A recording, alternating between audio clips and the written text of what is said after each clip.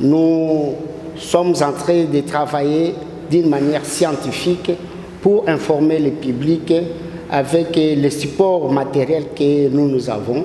Et nous vous signalons que la METESAT est bien dotée de matériel, de nouvelles technologies pour faire la prévision du temps et faire le contrôle même de la climatologie sur l'ensemble du pays. Maintenant, nous attendons vers la fin de la saison sèche au niveau de Kinshasa. Et cette saison sèche, une fois c'est terminé, il y a une phase de transition. On doit quitter une saison à une autre. Il y a toujours une phase de reconstitution de l'atmosphère. Donc la pluie ne peut pas venir directement forte parce qu'il y a une phase de transition où l'atmosphère est en train de se reconstituer à la saison proprement dite. Donc nous venons de la saison où il n'y avait pas de l'air humide. Maintenant, cette air humide doit être reconstituée avec des variations de certains paramètres météorologiques tels que la pression, la température, les humidités et les vents.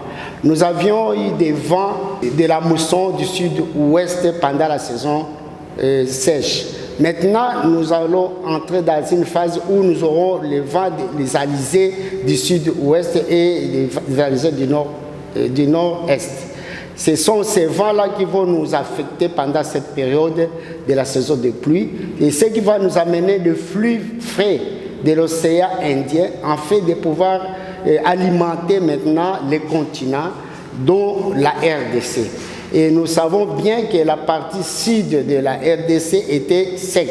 Donc, commencer par Katanga jusqu'à Kinshasa, on était dans la saison sèche. Maintenant, cette phase va commencer à se reconstituer. Et d'après nos analyses, d'après les calculs climatologiques que nous venons d'effectuer, nous avons fait une statistique de 30 ans.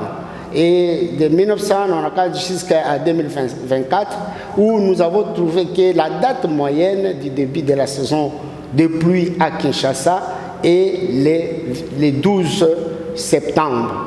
Le 12 septembre avec une marge de dispersion de 7 jours.